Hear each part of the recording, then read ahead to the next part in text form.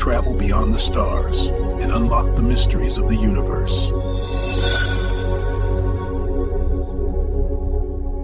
Did a typo in a newspaper create the world's most famous prize? It sounds like a myth, but this is the strange story of Alfred Nobel, the man who read his own obituary and decided to rewrite his legacy. The headline mistakenly announced his death, calling him the Merchant of Death.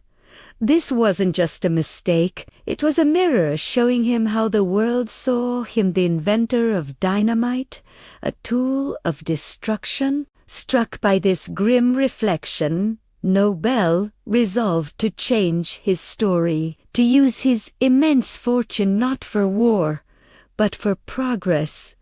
And so, the Nobel Prize was born. But is that the whole truth? Was this transformation a genuine change of heart? Or was it the ultimate act of public relations, a calculated move to wash the blood from his hands and secure a place in history as a benefactor of humanity?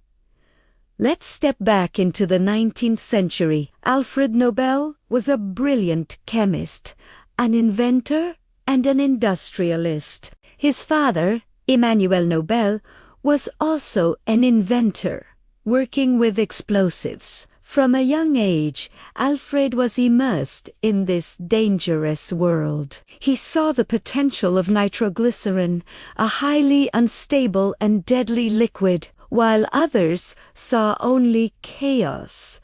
Nobel saw control. He dedicated himself to taming this beast, a quest that came at a terrible cost. In 1864, an explosion at their factory in Stockholm killed several people, including Alfred's younger brother, Emil. This tragedy didn't deter him. It fueled his obsession. He had to make it safe. His breakthrough came in 1867 when he discovered that mixing nitroglycerin with a porous silica-rich earth called kieselguhr made it stable. He called it dynamite. This invention revolutionized construction, mining, and engineering. It carved tunnels through mountains and cleared paths for railways. It was a tool for building the modern world. But every tool can be a weapon.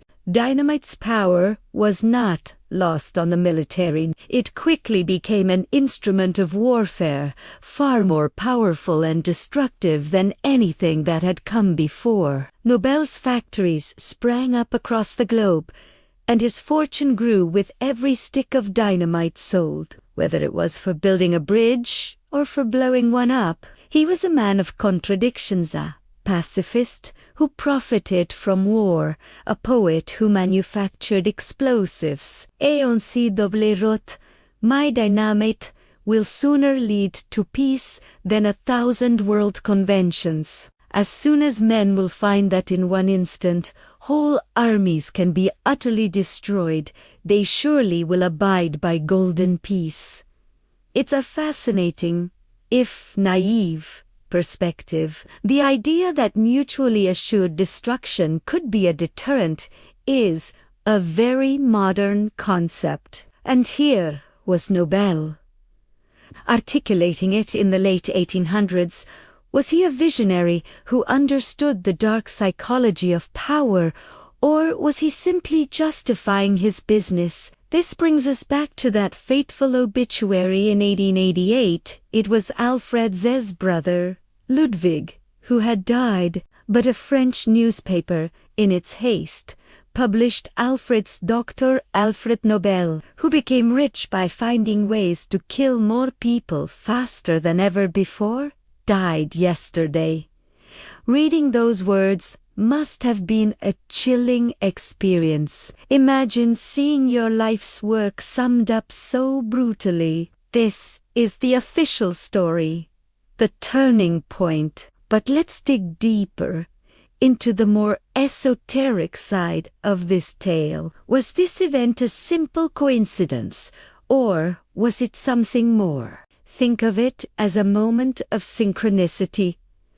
a meaningful coincidence that jolted Nobel out of his routine existence. In many mystical traditions, such an event is seen as a message from the universe, a call to awaken. It's a symbolic death, forcing an individual to confront their shadow, the darker aspects of their personality they've ignored or suppressed. For Nobel, his shadow was the merchant of death. He had built an empire on destruction, and now the universe was holding up a mirror. Could Nobel's will be seen as an alchemical act? Alchemy isn't just about turning lead into gold. On a spiritual level, it's about transmutation, transforming the base, the negative, into the refined and the positive. Nobel had a fortune, a massive pile of lead, earned through destructive means. By dedicating it to the highest achievements of humanity in physics, chemistry, medicine, literature, and peace, he was attempting to transmute his dark legacy into a golden one. He was trying to alchemically purify his name and his impact on the world. The Nobel Prize wasn't just a charity, it was a ritual of redemption. Each prize awarded, each discovery celebrated, each peace treaty honored, is a continuation of that ritual. It's an eternal effort to balance the scales, to make the good outweigh the bad. It's as if the energy of every explosion his dynamite ever caused is being redirected, funding a new discovery that saves lives or a work of literature that inspires them. But let's entertain a more skeptical hypothesis. What if Nobel's transformation wasn't spiritual at all, but purely strategic? Alfred Nobel was a shrewd businessman, a master of patents and international corporations. He understood branding and public perception better than most. Could the wheel have been the most brilliant marketing campaign in history? He wasn't just creating a prize. He was creating a brand, the Nobel,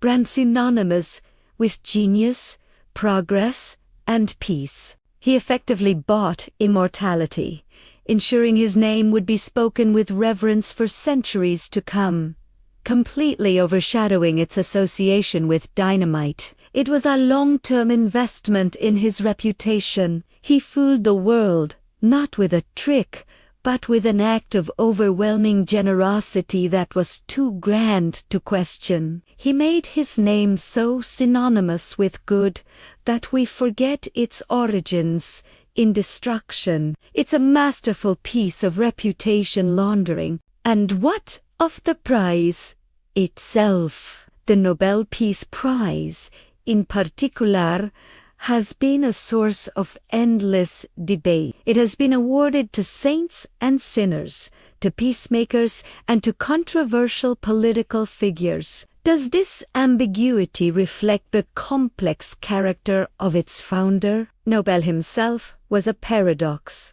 a man who believed in peace but armed the world. Is it possible that he designed the prize to be a reflection of his own internal conflict, an eternal debate between our highest ideals and our more complicated realities? The prize doesn't just honor achievements, it forces a conversation.